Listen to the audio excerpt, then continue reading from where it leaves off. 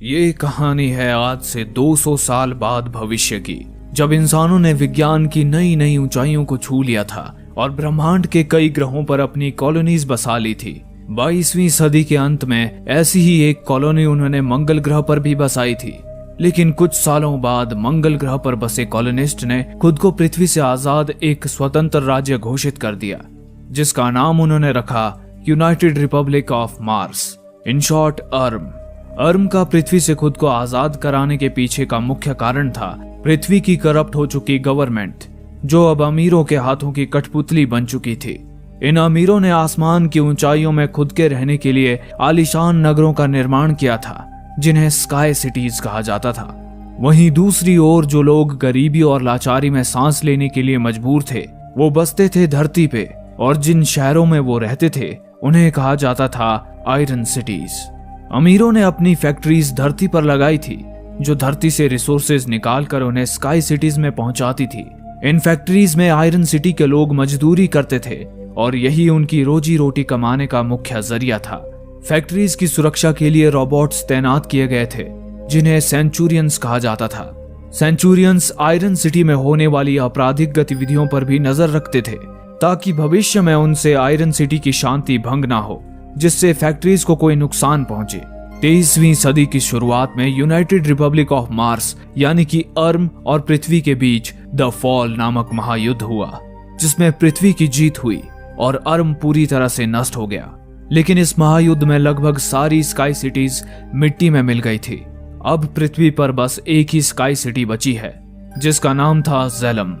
The fall महायुद्ध के 300 साल बाद हर दिन हजारों टन स्क्रैप ज़ेलम से नीचे आयरन सिटी के स्क्रैप यार्ड में फेंका जाता था। इस स्क्रैप यार्ड में डॉक्टर ईडो कुछ ढूंढ रहे थे। डॉक्टर ईडो आयरन सिटी के एक जाने माने साइबर सर्जन थे, जिनका पेशा था इंसान के बेकार हो चुके बॉडी पार्ट्स को मशीनी पार्ट्स में बदल देना। इस युग में इंसान के दिमाग को छोड़कर बाकी सारे बॉडी पार्ट्स मशीनी पार्ट्स से बदले जा सकते थे। जिन इंसानों के बॉडी पार्ट्स मशीनी पार्ट्स से बदल दिए जाते थे, उन्हें साइबॉर्ग कहा जाता था। आज के समय आयरन सिटी में ज्यादातर इंसान साइबॉर्ग ही थे, जिनके एक या एक से ज्यादा अंग मशीनी थे। अब क्योंकि आयरन सिटी के लोगों के लिए नए मशीनी बॉडी पार्ट्स अफोर्ड करना लगभग नामुमकिन था, इसीलिए डॉक्टर ईडो अक्सर अपने पेशेंट्स के लिए स्क्रैप यार्ड से मशीनी बॉडी पार्ट्स ढूंढ ढूंढ के लाते थे। ऐसे ही आज भी वो स्क्रैप यार्ड में बॉडी पार्ट्स खोज रहे थे। तभी उनकी नजर स्क्रैप में पड़े एक साइबॉर्ग पर पड़ती है। वो एक साइबॉर्ग लड़की थी, जिसका शरीर पूरी तरह से नष्ट हो चुका था। अपने स्कैनर से जांचने पे उन्हें पता चलता है कि वो लड़की तो जिंदा है। वो तुरंत उसे अपने क्लिनिक ले आते हैं। गेरहार्ड नाम की नर्स उनकी क्लिनिक में मदद करती थी। फिर बिना वक्त गंवाए डॉक्टर ईडो और उनकी नर्स उस लड़की को रिपेयर करने में जुट जाते हैं। डॉक्टर ईडो उस लड़की को एक नया शरीर भी देते हैं। कुछ समय बाद उस लड़की को होश आता है। तब वो अपने नए शरीर को देखकर चकित रह जाती है। उधर डॉक्टर ईडो नीचे अपने क्लिनिक में एक साइबॉर्ग को ठीक करने में व्यस्त थे। तभी वहां अपने कमरे से वही लड़की आ जाती है और छुपकर उन्हें देखने लगती है। दूसरे साइबॉर्ग अक्सर ईडो को अपने इलाज के बदले में पैसे की जगह फल वगैरह दे जाया करते थे। ईडो भी सहृदय से उन चीजों को सहर्ष स्वीकार कर लिया करते थे। तभी नर्स और ईडो की नजर उस लड़की पर पड़ती है। उसे होश में देखकर दोनों काफी खुश हो जाते हैं। फिर ईडो उस लड़की से उसकी नई बॉडी को लेके कुछ सवाल पूछते हैं, ये जानने के लिए कि क्या उसकी नई बॉडी ठीक तरह से काम कर रही है। उस लड़की की बॉडी परफेक्टली काम कर रही थी। वो लड़की कहती है कि उसे भूख लग रही है। साइबॉर्ग इंसानों की तरह ही अपने शरीर को एक्टिव रखने के लिए भोजन पानी पे ही निर्भर रहते थे। भोजन से ही उन्हें ऊर्जा मिलती थी। वे भोजन के स्वाद को भी महसूस कर पाते थे। यहाँ तक कि उनकी एक मैकेनिकल डाइजेस्टिव सिस्टम भी होती थी। तब ईडो उसे खाने के लिए संतरा देते हैं, पर बेचारी संतरे को बिना छीले ही खाने लगती है। छिलके के कारण उसे संतरा कड़वा लगता है। ईडो हंसते हुए उस लड़की के मुंह से छिलका निकालते हैं और उस लड़की से उसका नाम पूछते हैं, लेकिन उस लड़की की याददाश्त पूरी तरह से मिट चुकी थी। ईडो उसे बताते हैं कि जब वो उसे मिली थी तब उसकी अधिकतर साइबर बॉडी नष्ट हो चुकी थी, लेकिन उसका इंसानी दिमाग पूरी तरह से तंदुरुस्त था। इस वजह से ईडो को लगता है कि अगर वो अपने दिमाग पर थोड़ा जोर देगी तो उसे कुछ तो याद आ ही जाएगा। लेकिन कोशिश करने के बावजूद भी उस लड़की को कुछ याद नहीं आता, यहाँ तक कि खुद का नाम भी नहीं, जिससे वो लड़की दुखी हो जाती है। तब ईडो उसका हौसला बढ़ाते हुए उसे संतरा छीलकर खाना सिखाते हैं। जब वो लड़की संतरा खाती है तो उसे वो काफी पसंद आता है। इसके बाद ईडो उसे बाहर शहर घुमाने लेके जाते हैं। अपने अगल बगल की चहल पहल को देख वो किसी बच्चे सी प्रफुल्लित हो उठती है।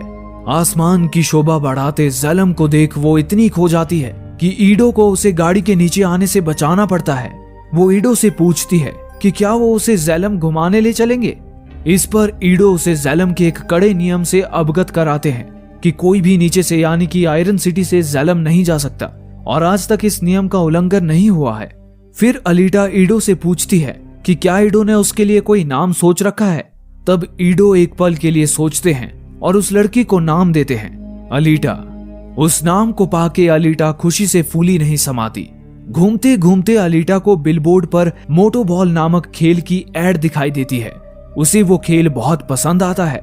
आगे जाकर ईडो अलीटा को कुछ खाने के लिए लेकर देते हैं और उसे थोड़ी देर वहीं रुकने के लिए कहकर खुद किसी से मिलने चले जाते हैं। अलीटा अपना नाश्ता एंजॉय कर ही रही होती है कि तभी उसके पास एक छोटा सा कुत्ता आ जाता है, जिसे देखकर अलीटा उसे प्यार से पुचकारने लगती है। तभी उसकी नजर उड़कर आए एक पैम्पलेट पर पड़ती है, जिस पर लिखा होता है कि 6 औरतों का खून करने वाला कोई सीरियल किलर शहर में खुला घूम रहा है और उसे ढूंढकर मारने वाले को 2 लाख क्रेडिट्स का इनाम दिया जाएगा। उसी वक्त रास्ते पर खड़ी अलीटा के सामने एक सेंचुरियन आ जाता है और अलीटा को रास्ते से हटने के लिए कहता है, लेकिन अलीटा उससे डरने के बजाय लड़ने के लिए तैयार हो जाती है। तभी ह्यूगो नाम का एक लड़का आकर अलीटा को उस सेंचुरियन के सामने से हटा देता है, लेकिन वो छोटा कुत्ता वहीं रास्ते पर ही रह जाता है। इससे पहले कि सेंचुरियन उस कुत्ते को कुचल डालता, अलीटा बड़ी बहादुरी से उस कुत्ते को वहां से निकाल लेती है। ये देखकर ह्यूगो अलीटा की बहादुरी की तारीफ करता है। ह्यूगो साइबॉर्ग के बॉडी पार्ट्स का सप्लायर था। वो ईडो को भी पार्ट्स सप्लाई किया करता था। अलीटा और ह्यूगो बातें कर ही रहे होते हैं कि ईडो वहां आ जाते हैं। फिर अलीटा ह्यूगो को अलविदा कहकर ईडो के साथ क्लिनिक की तरफ निकल पड़ती है। फिर उस रात आयरन सिटी की सुनसान गलियों में एक लड़की ऑटो से उतरकर अपने घर जा रही होती है। तभी अचानक एक अनजान हाथ फरसे से उस लड़की को मौत के घाट उतार देता है। ईडो के घर में अचानक अलीटा नींद से जाग जाती है। वो अपने कमरे के दरवाजे की ओर से देखती है कि ईडो हाथ में एक ब्रीफकेस पकड़े चुपके से अपने कमरे में घुस रहे थे। उनके हाथ से खून बह रहा था। ये देख अलीटा घबरा जाती है। अगली सुबह एक साइबॉर्ग पेशेंट शहर में हो रही लड़कियों के सीरियल किलिंग के बारे में बताता है। वो कहता है कि वो कातिल जो भी है वो लड़कियों को मारकर उनके बॉडी पार्ट्स निकाल के बेच देता है। ये सब सुन ईडो खुद ही अलीटा को अंधेरा होने से पहले घर वापस लौट आने की हिदायत देता है। लेकिन अलीटा को अब ईडो पर शक हो चुका था कि हो ना हो ईडो और इन हत्याओं का आपस में कुछ तो संबंध जरूर है। थोड़ी देर बाद अलीटा घूमने के लिए बाहर निकलती है। तभी उसके सामने से गुजरती एक औरत उसे देखकर रुक जाती है और उसे अपने पास बुलाती है। वो औरत बड़ी हैरानी से अलीटा की बॉडी चेक करने लगती है, जिससे अलीटा थोड़ी इरिटेट हो जाती है और अपना हाथ खींचकर वहां से चली जाती है। घूमते हुए अलीटा की नजर सड़क पे स्क्रिमेज नामक खेल खेल रहे लड़कों पर पड़ती है, जो कि दरअसल मोटोबॉल खेल का स्ट्रीट वर्जन था। उन लड़कों में ह्यूगो भी था। वो अलीटा को अपने साथ खेलने के लिए इनवाइट करता है, जिसे अलीटा बड़ी खुशी से स्वीकार कर लेती है। उधर वो औरत जो थोड़ी देर पहले अलीटा से टकराई थी, वो ईडो से मिलने आई थी। वो औरत कोई और नहीं, ईडो की एक्स वाइफ डॉक्टर शिरीन थी। डॉक्टर शिरीन भी ईडो की तरह ही एक साइबर सर्जन थी और वो मोटोबॉल के मैनेजर वेक्टर के लिए काम करती थी। वेक्टर की खुद की एक मोटोबॉल टीम भी थी, जिसके खिलाड़ियों के लिए शिरीन मजबूत साइबर बॉडीज बनाती थी। वेक्टर के ज़ेलम में भी ऊंचे लोगों के साथ कॉन्टेक्ट्स थे और उसने शिरीन से वादा किया था कि सही समय आने पर वो अपने कॉन्टेक्ट्स का इस्तेमाल कर उसे ज़ेलम भेज देगा। शिरीन वेक्टर के कहने पर ईडो को भी अपने साथ काम करने का ऑफर देती है। वेक्टर चाहता था कि ईडो जैसा काबिल साइबर सर्जन उसकी टीम को ज्वाइन करे, लेकिन ईडो उसके साथ काम करने से साफ इनकार कर देता है, क्योंकि उसे लगता था कि वेक्टर एक धोखेबाज आदमी है जो शिरीन को ज़ेलम भेजने के सपने दिखाकर उससे अपना उल्लू सीधा करा रहा है। हालांकि शिरीन को वेक्टर पे पूरा भरोसा था और ईडो के इनकार करते ही वो झुंझलाते हुए वेक्टर संग लौट जाती है। वहीं दूसरी तरफ ह्यूगो अलीटा को स्क्रिमेज खेल से परिचित करा रहा होता है। खेल शुरू होता है लेकिन जल्द ही अलीटा अपना संतुलन खोकर बुरी तरह से जमीन पे आ गिरती है। दूसरी पारी में ह्यूगो के कहने पे बॉल अलीटा को पास कर दिया जाता है, लेकिन तभी अचानक सामने से टेंजी नाम का लड़का आके बॉल छीनने के चक्कर में बुरी तरह से अलीटा को दोबारा जमीन चटा देता है, जिससे अब अलीटा बुरी तरह से चिढ़ जाती है। खेल पुनः शुरू होता है, लेकिन अब की बार अलीटा के तेवर बदले हुए थे। इस बार अलीटा कमर कस के टेंजी के पीछे लग चुकी थी। फिर अलीटा टेंजी के वार को रोकते हुए ऐसा दांव पेच आजमाती है कि टेंजी जबड़े के बल आके बुरी तरह से गिरता है और अलीटा गोल कर देती है। अलीटा का ये कमाल का गोल देखकर ह्यूगो और बाकी खिलाड़ी भी उससे काफी इंप्रेस हो जाते हैं। फिर ह्यूगो अलीटा को उसके घर छोड़ने जाता है। रास्ते में वो उसे चॉकलेट भी खिलाता है। उसी वक्त सामने से आ रहे एक साइबॉर्ग की तरफ इशारा करते हुए ह्यूगो अलीटा को बताता है कि वो साइबॉर्ग एक हंटर वॉरियर है जिसका नाम है जपन। आयरन सिटी में कोई भी कानून व्यवस्था या पुलिस फोर्स नहीं थी। सेंचुरियंस ही अपराधों की जांच पड़ताल करते थे और अपराधी का पता चलते ही उस पर इनाम रखते थे। फिर ये हंटर वॉरियर्स इनाम के बदले अपराधियों का शिकार किया करते थे। अलीटा की नजर जपन की तलवार पर पड़ती है। उसे वो तलवार काफी पसंद आती है। ह्यूगो उसे बताता है कि वो तलवार द फॉल महायुद्ध के पहले आर्म टेक्नोलॉजी द्वारा बनाई गई थी। वो तलवार सख्त से सख्त मेटल को भी मक्खन की तरह काट सकती थी। ह्यूगो आगे बताता है कि आयरन सिटी में सभी तरह की बंदूकों पे कानूनी प्रतिबंध है।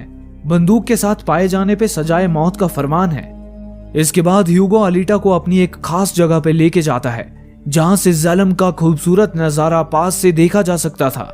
ह्यूगो अलीटा को बताता है कि उसका सपना है ज़ेलम में जाना और एक दिन वो अपने सपने को जरूर साकार करेगा। फिर वो अलीटा को एक बहुत ही महत्वपूर्ण बात बताता है कि अलीटा खुद भी ज़ेलम की ही रहने वाली है, क्योंकि ईडो को वो स्क्रैप यार्ड में मिली थी और स्क्रैप यार्ड में ज़ेलम से ही स्क्रैप डंप किया जाता था। ह्यूगो अलीटा से पूछता है कि क्या उसे याद है ज़ेलम कैसा दिखता है, लेकिन अफसोस अलीटा के पास अब ज़ेलम की एक भी याद नहीं थी। उस रात अलीटा अपने कमरे में जाग रही होती है, तभी उसे दरवाजा बंद होने की आवाज सुनाई देती है। वो झट से बिस्तर से बाहर आती है और देखती है कि ईडो वही बड़ा सा सूटकेस लिए छुप छुप कर कहीं जा रहे थे।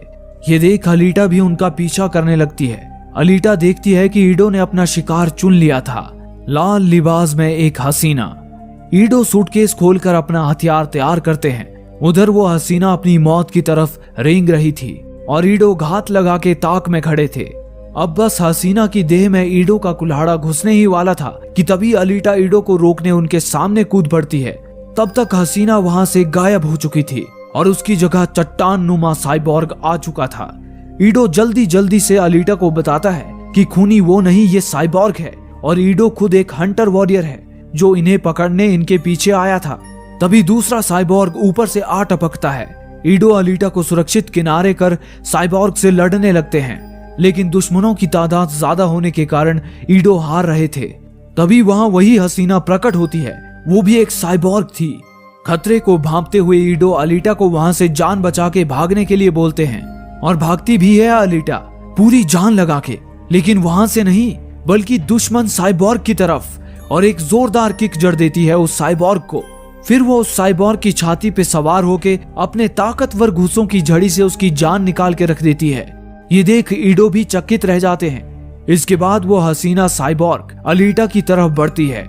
आए बाएं ये बार वो बार, लेकिन हर बार अलीटा बचते जा रही थी। अलीटा के फाइटिंग स्किल से कोई मुकाबला नहीं था उस हसीना का। अंततः अलीटा एक पावरफुल किक से उस हसीना को मौत की दीवार पे लटका देती है। अपने साथियों को मरा पाके चट्टान नुमा साइबॉर्ग अपने असली स्वरूप में आता है। इस साइबॉर्ग का नाम था ग्रुइश्का। अलीटा उसकी ओर वार करने के लिए कूदती है, तभी उसे अपने पास्ट के कुछ फ्लैशेस दिखाई देते हैं। उन फ्लैशेस में वो चांद पर एक भीषण युद्ध लड़ रही होती है। बहरहाल वर्तमान में वो अपने एक प्रचंड वार से ग्रुइश्का का हाथ काट के अलग कर देती है।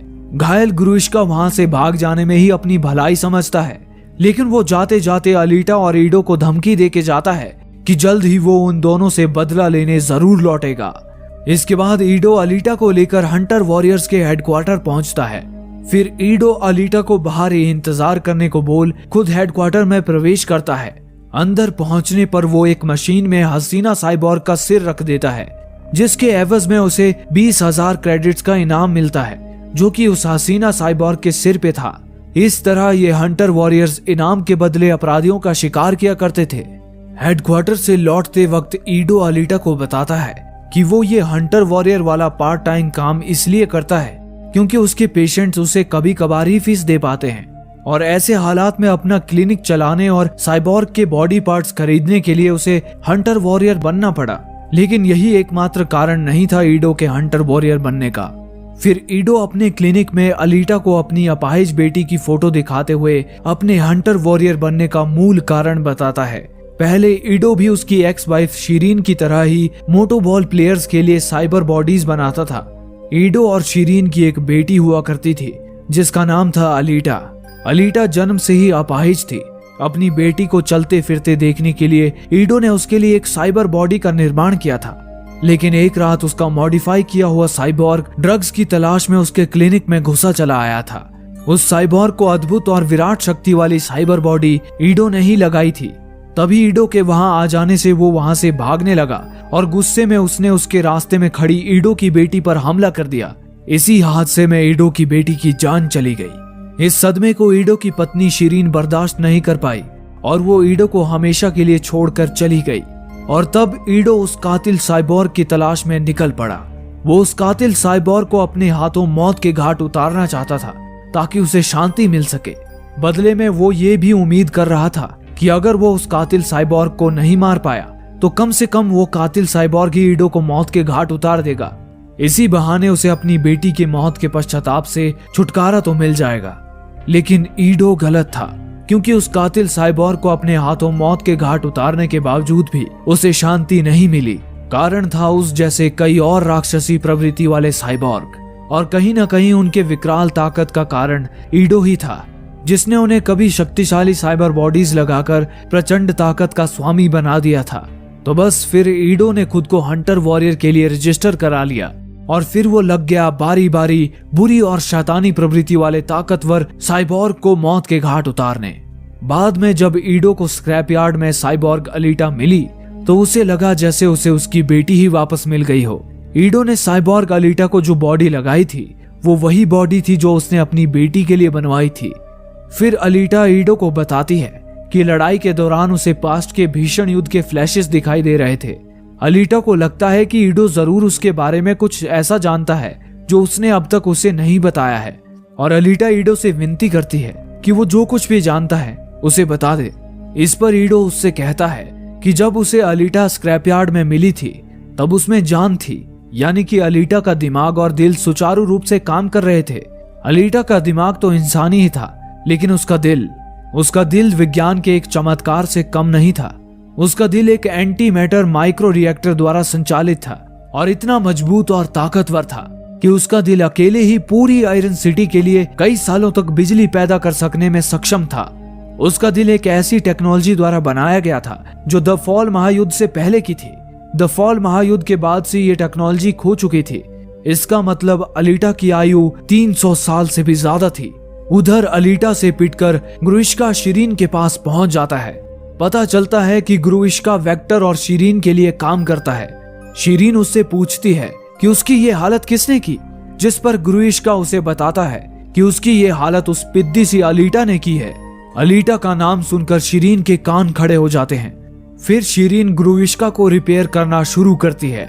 तभी वो पाती है कि ग्रुइश्का के अंदर एक टेलीप्रेजेंस चिप लगी हुई थी, यानी कि ज़ेलम से कोई व्यक्ति ग्रुइश्का के जरिए आयरन सिटी में हो रही चीजों पर नजर रख रहा था, और जिस व्यक्ति ने ग्रुइश्का के अंदर वो चिप लगाई थी वो व्यक्ति जब चाहे ग्रुइश्का के शरीर को अपने कंट्रोल में ले सकता था। उसी वक्त वेक्टर भी वहां आ जाता है और शिरीन से कहता है कि ग्रुइश्का जैसे टीन के डब्बे पे समय खराब न करे, बल्कि उसके पार्ट्स निकाल लिए जाएं। तभी एकाएक ग्रुइश्का की आंखों का रंग बदल कर नीला हो जाता है और वो किसी और की आवाज में वेक्टर को बुलाता है। वेक्टर वो आवाज सुनते ही अपना सिर नीचे करके ग्रुइश्का को सलाम करता है और उसे नोवा कहकर बुलाता है। ग्रुइश्का के अंदर चिप लगाने वाला व्यक्ति यही नोवा था और ग्रुइश्का और वेक्टर उसी के लिए काम किया करते थे। फिर नोवा पूछता है कि ग्रुइश्का की ये हालत आखिर किसने बनाई। इस पर शिरीन बताती है कि इसके लिए अलीटा जिम्मेदार है, लेकिन ये उसके समझ के परे है कि अलीटा ने अपने छोटे से शरीर से इतना प्रचंड वार कैसे किया कि ग्रुइश्का इतना ज्यादा घायल हो गया। इस पर नोवा कहता है कि ये शरीर का नहीं बल्कि दिमाग का कमाल है। अलीटा पेंजर कुंस्ट नाम की मार्शल आर्ट टेक्निक की जानकार है, वो टेक्निक जो सालों पहले ही विलुप्त हो गई थी। नोवा वेक्टर को आदेश देता है कि ग्रुइश्का को रिपेयर कर उसके द्वारा अलीटा को मारकर उसकी लाश को उसके पास लाया जाए। उधर ईडो अलीटा को वांटेड की लिस्ट देख के बताता है कि ग्रुइश्का पे अब तक कोई इनाम घोषित नहीं किया गया है। हालांकि ईडो ने तो ग्रुइश्का के औरतों का हत्यारा होने की रिपोर्ट दर्ज करवाई थी। इसका सीधा मतलब है कि कोई है जो ग्रुइश्का को बचा रहा है। तब अलीटा ईडो से कहती है कि वो उसकी तरह ही हंटर वॉरियर बनना चाहती है। ये नामुमकिन है, ऐसा ईडो कहता है, क्योंकि यह बहुत ही खतरनाक काम है। इस पर अलीटा ईडो से जिद करते हुए कहती है कि उसे अपनी याददाश्त वापस लाने के लिए जिंदगी या मौत वाली स्थिति में खुद को डालना ही होगा, भले ही फिर वो चंद सेकंड्स के लिए ही क्यों ना हो। इस पर ईडो उसे समझाते हुए कहता है कि कुछ यादों को भूले रहना ही बेहतर होता है और वो ये हरगिज नहीं चाहेगा कि अलीटा के हाथ खून से रंगे। ईडो उसे किसी भी हाल में हंटर वॉरियर नहीं बनने देगा। ये समझ आते ही अलीटा कहती है कि वो खुद ही अपना रास्ता तलाश कर लेगी और फिर वो गुस्से में पैर पटकते हुए वहां से चली जाती है। अलीटा का मूड ठीक कराने के लिए ह्यूगो उसे मोटोबॉल का मैच दिखाने ले जाता है। वहां ह्यूगो उसे खिलाड़ियों से मिलाने ले जाता है। वो उसे बताता है कि चैंपियन बनने वाले खिलाड़ी को इनाम स्वरूप जेलम जाने का मौका मिलेगा। वहां अलीटा की नजर शिरीन पे पड़ती है। शिरीन भी उसे देख लेती है। शिरीन वेक्टर को भी अलीटा के वहां होने के बारे में बताती है। वहीं ह्यूगो भी अलीटा को वेक्टर के बारे में बताता है।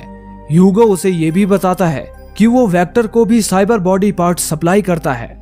वहीं मोटोबॉल मैच में किनुबा नाम का एक प्लेयर अपने नए हथियार ग्राइंड कटर्स की मदद से बाकी प्लेयर की बैंड बजा रहा था, जिसमें वेक्टर के प्लेयर्स भी शामिल थे। ये देख वेक्टर सख्ते में आ जाता है। तभी ह्यूगो का दोस्त टेंजी बाकी औरों के साथ ह्यूगो को किसी काम के सिलसिले में बुलाने आ जाता है। ह्यूगो अलीटा से विदा लेकर उनके साथ निकल जाता है। जाते जाते वो अलीटा को अगले दिन एक खास जगह पे लेके जाने का वादा कर जाता है, जो शायद उसकी याददाश्त लौटाने में मदद करे। दूसरी ओर नशे में धुत किनुबा मोटोबॉल मैच जीतने का जश्न मना रहा था। तभी कुछ नकाबपोश आकर उसे अगवा कर लेते हैं और एक सुनसान जगह पर आकर उसके ग्राइंड कटर्स को काटने लगते हैं। थोड़ी देर बाद वहां वेक्टर आता है। उसे देखकर उन नकाबपोशों का लीडर उससे मिलने बाहर आता है और अपना नकाब हटाता है। वो कोई और नहीं ह्यूगो था। यही ह्यूगो का काम था, लोगों के साइबर बॉडी पार्ट्स चुराकर उन्हें बेचना। वेक्टर ह्यूगो को उसके काम के लिए शाबाशी देता है और ह्यूगो को वो ग्राइंड कटर्स उसके ठिकाने पे डिलीवर करने को कहता है। ह्यूगो और उसके साथियों के जाते ही वेक्टर किनुबा को मौत के घाट उतार देता है। अगली सुबह ह्यूगो अपने बाकी साथियों संग अलीटा को आयरन सिटी के बाहर के जंगल में लेके जाता है। फिर वो सब उस स्थान पे पहुंच जाते हैं जहां एक झील के बीचों बीच द फॉल महायुद्ध में क्षतिग्रस्त हुआ एक स्पेसशिप पड़ा हुआ था। वो एक आर्म स्पेसशिप था। ह्यूगो बताता है कि पृथ्वी पर लोगों को आर्म टेक्नोलॉजी के बारे में कुछ ज्यादा पता नहीं है, इस वजह से किसी ने भी इस स्पेसशिप के साथ छेड़छाड़ नहीं की है। ह्यूगो को लगता है कि शायद इस स्पेसशिप से अलीटा की याददाश्त वापस आने में कुछ मदद मिले। उस स्पेसशिप को देखकर अलीटा की आंखें चमक उठती हैं और वो अचानक पानी में कूदकर उस स्पेसशिप के अंदर चली जाती है। फिर वो एक चैम्बर का लॉक खोलकर अंदर प्रवेश करती है। वहां एक गोल चमकता प्रकाश पुंज था। अलीटा के हाथ अपने आप ही कंट्रोल पैनल पे कुछ बटन दबाते हैं, जैसे वो इस स्पेसशिप में पहले भी आ चुकी हो। बटन दबाते ही वो प्रकाश पुंज गायब हो जाता है और एक साइबॉर्ग बॉडी हवा में तैरती हुई नजर आने लगती है। अलीटा अपने संग वो साइबॉर्ग बॉडी लेकर बाहर निकल आती है। अलीटा उस बॉडी को ले जाके ईडो के समक्ष रख देती है। ईडो जब उस बॉडी के टेस्ट करता है तो उसे पता चलता है कि ये कोई आम साइबॉर्ग बॉडी नहीं है, बल्कि ये तो खास युद्ध के लिए डिजाइन की हुई एक वॉरियर बॉडी है। अलीटा ईडो से कहती है कि वो उस बॉडी को उसके धड़ से फिट कर दे ताकि वो ग्रुइश्का और अन्य शैतान साइबॉर्ग से डट के मुकाबला कर सके। वो ईडो को आगे बताती है कि वो इस वॉरियर बॉडी से एक खास तरह का कनेक्शन महसूस करती है, लेकिन ईडो ऐसा करने से साफ मना कर देता है क्योंकि वो नहीं चाहता था कि अलीटा किसी नई मुसीबत में पड़े। ईडो उसे एक छोटी बच्ची की तरह ट्रीट कर रहा है। ये देख अलीटा को तेज गुस्सा आ जाता है। तब ईडो अलीटा को असली बात बताता है। वो बताता है कि इस वॉरियर बॉडी को बजर्कर कहते हैं। बजर्कर एक खतरनाक हथियार है जिसे आर्म के इंजीनियर्स ने बनाया था। वो आगे बताता है कि अलीटा का कोर अर्थात उसका दिल और दिमाग खास बर्जरकर बॉडी के संग इंटरफेस करने के लिए ही बना है। यहाँ तक कि अलीटा जो विलुप्त हो चुकी पेंजर कुंस्ट नामक मार्शल आर्ट इस्तेमाल करती है, वो भी खास इसी बर्जरकर के लिए बनी मार्शल आर्ट है। इसके बाद वो अलीटा को जो बताता है, उससे अलीटा के होश उड़ जाते हैं। वो बताता है कि अलीटा दरअसल पृथ्वीवासी है ही नहीं, बल्कि वो तो एक अर्म बर्जरकर है, आज तक का सबसे एडवांस साइबोर्ग हथियार, जिसने कभी पृथ्वी पर तबाही मचा दी थी। और यही वो कारण है जिसकी वजह से वो कभी भी अलीटा को इस बर्जरकर से नहीं जोड़ेगा।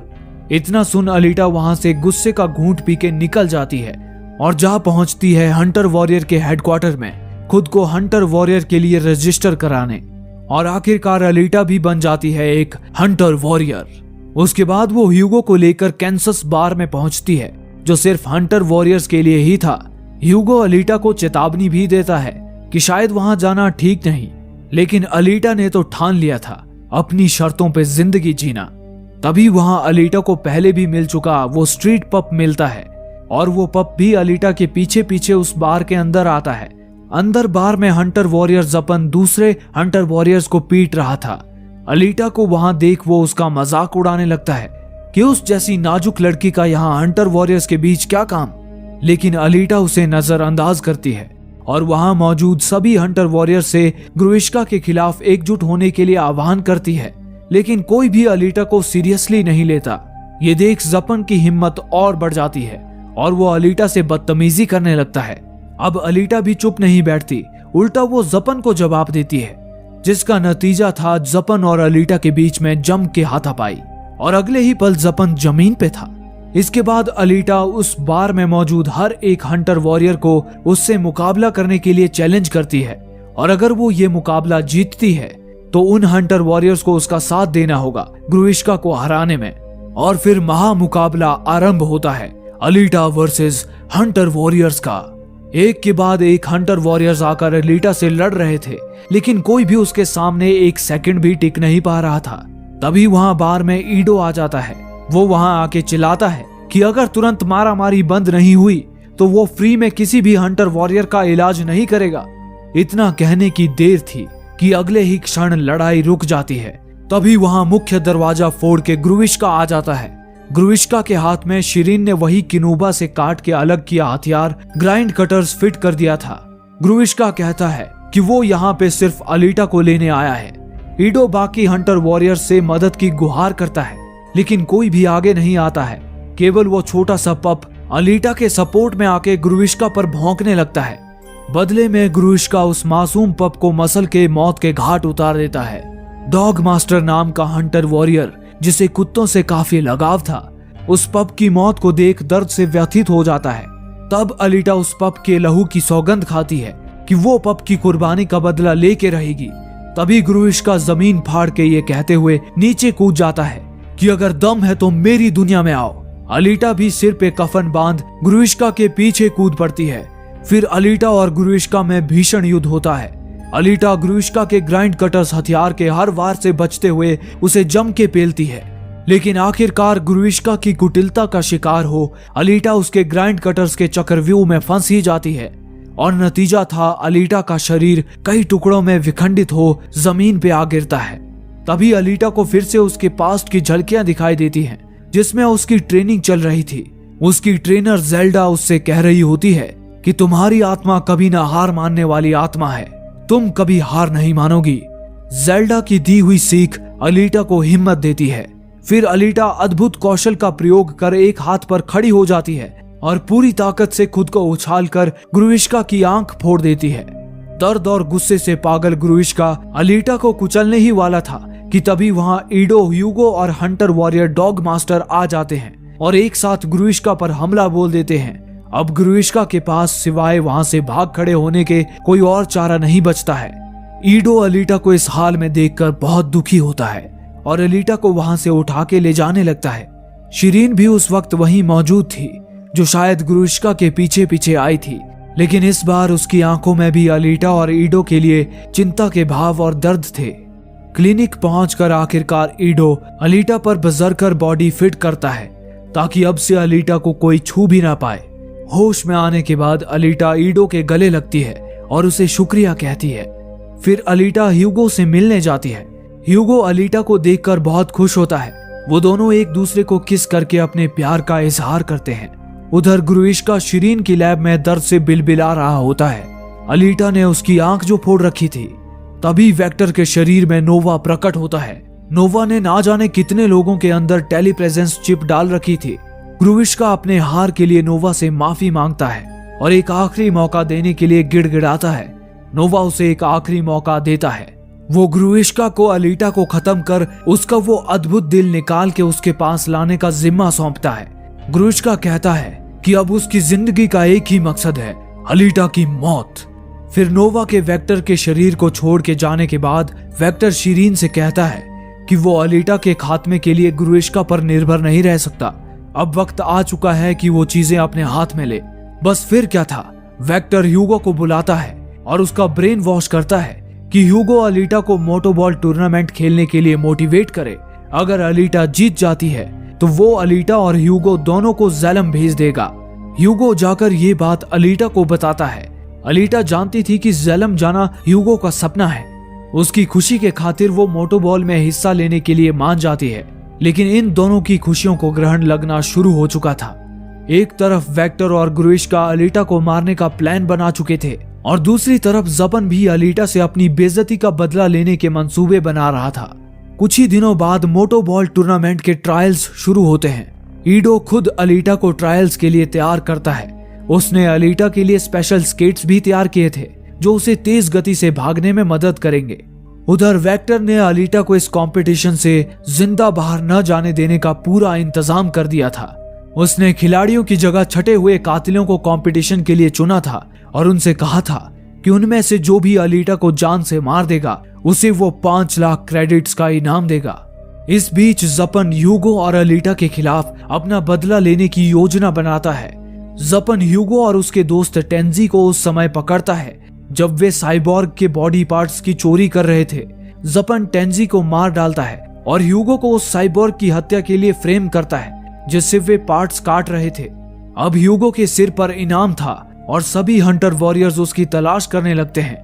उधर ठीक मैच से पहले ईडो खिलाड़ी बने कातिलों को पहचान लेता है। क्योंकि उन सारे कातिलों के सिर पर इनाम था, वो समझ जाता है कि ये अलीटा को मारने की साजिश है। वो अलीटा को इस बारे में वार्न भी करता है, लेकिन अलीटा उसे फिक्र न करने के लिए कहकर रेस के लिए तैयार हो जाती है। रेस शुरू होते ही सारे हथियारे रेस को छोड़कर अलीटा को मारने उसके पीछे पड़ जाते हैं। लेकिन आज उनका मुकाबला किसी अदने से खिलाड़ी से नहीं बल्कि अर्म की बजरकर अलीटा से था। अलीटा एक एक को दौड़ा दौड़ा कर मारने लगती है। उस समय दूसरी तरफ ह्यूगो ज़पन से भाग रहा था। ह्यूगो अलीटा को फोन करता है और उसे अपनी स्थिति बताकर पुराने चर्च में मिलने के लिए कहता है। अलीटा रेस में हथियारों को समाप्त करने के बाद ज़पन का सामना करने के लिए चर्च जाती है। वहां ज़पन अलीटा को ह्यूगो के साइबर पार्ट्स चोरी करने के धंधे के बारे में बताता है। साथ ही वो उसे ये भी बताता है कि ह्यूगो के सिर पर हत्या करने के जुर्म में इनाम रखा है। ये सब पता चलने के बाद अलीटा को काफी दुख पहुंचता है। ह्यूगो अलीटा को समझाता है कि वो सिर्फ साइबॉर्ग के पार्ट्स चुराता है, उसने किसी की हत्या नहीं की है बल्कि ज़पन ने उसे फंसाया है। तभी ज़पन आकर ह्यूगो के पेट में अपनी तलवार घुसा देता है। इससे पहले अलीटा कुछ कर पाती, वहां ढेर सारे वॉरियर्स और सेंचुरियंस आ जाते हैं। ये देख वो ह्यूगो को लेकर चर्च में घुस जाती है। शिरीन भी उस समय चर्च में थी। वो वहां अलीटा को मारने आई थी, लेकिन अब उसे भी अपने किए पर पछतावा होने लगा था और वो अलीटा की मदद करने का ठान लेती है। थोड़ी देर बाद अलीटा चर्च से बाहर निकलती है जहां सेंचुरियंस उसका इंतजार कर रहे थे। अलीटा सेंचुरियंस को जैकेट में लपेटा हुआ ह्यूगो का कटा हुआ सिर दिखाती है और कहती है कि उसने ह्यूगो को मार दिया है। ये देखकर सेंचुरियन शांत हो जाते हैं, लेकिन ज़पन को अलीटा पर शक हो जाता है और वो जैकेट हटाकर देखता है। तब वो देखता है कि ह्यूगो का सिर अलीटा के हार्ट से जोड़कर ह्यूगो को जिंदा रखा गया है। ये सारी करामात शिरीन के साइबर सर्जरी की थी। वो गुस्से में अलीटा पर हमला करता है, लेकिन सेंचुरियंस को लगता है कि ज़पन अलीटा का इनाम चुराने की कोशिश कर रहा है और वो ज़पन पर यह जुर्म लगा देते हैं, जिसका फायदा उठाते हुए अलीटा ज़पन की तलवार से ज़पन का चेहरा ही काट के रख देती है। ये मंजर देखकर बाकी हंटर वॉरियर्स भी डर कर अलीटा का रास्ता छोड़ देते हैं। इसके बाद अलीटा ह्यूगो के सिर को लेकर ईडो के पास जाती है। ईडो ह्यूगो के सिर को एक साइबॉर्ग बॉडी पर ट्रांसप्लांट कर देता है।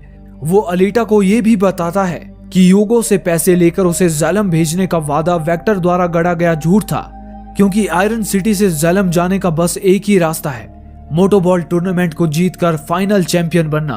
अलीटा उससे पूछती है कि वो ये इतने दावे के साथ कैसे कह सकता है। तब ईडो उसे बताता है क्योंकि वो खुद ज़ेलम का रहने वाला है। ईडो उसे बताता है कि उसका जन्म ज़ेलम में ही हुआ था। वहीं पर उसने शिरीन से शादी की और उनकी एक बेटी हुई जो विकलांग थी, लेकिन ज़ेलम में विकलांग और कमजोर लोगों के रहने के लिए कोई जगह नहीं है कहकर ईडो की बेटी के साथ ईडो और उसकी पत्नी शिरीन को भी ज़ेलम से निकाल दिया गया और इसके पीछे सिर्फ एक ही आदमी का हाथ था, नोवा का। इसके बाद अलीटा वेक्टर के ऑफिस पर हमला बोल देती है, जहां उसे पता चलता है कि अलीटा की मदद करने के जुर्म में वेक्टर शिरीन के शरीर को टुकड़ों में बदलकर ज़ेलम भेजने वाला है। तभी ग्रुविश्का भी वहां पहुंच जाता है और धोखे से अलीटा पर हमला कर उसे घायल कर देता है। घायल अलीटा को फिर से अपने पास्ट के फ्लैशेस दिखाई देते हैं, जिसमें वो बाकी आर्म वॉरियर्स के साथ ज़ेलम पर चढ़ाई कर रही थी।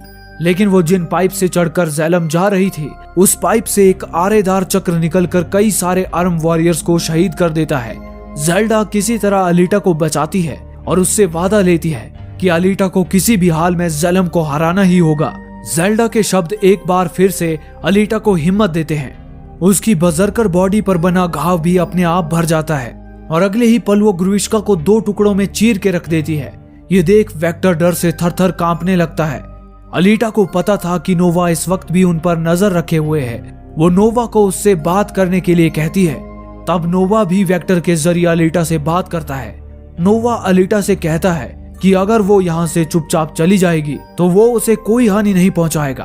तब अलीटा अपनी तलवार वेक्टर के शरीर में घोंप देती है और कहती है कि उसे यहाँ से जाने के लिए किसी के परमिशन की जरूरत नहीं है। वेक्टर के मरने से पहले नोवा अलीटा को धमकी देता है कि वो उसके चाहने वालों को जिंदा नहीं छोड़ेगा।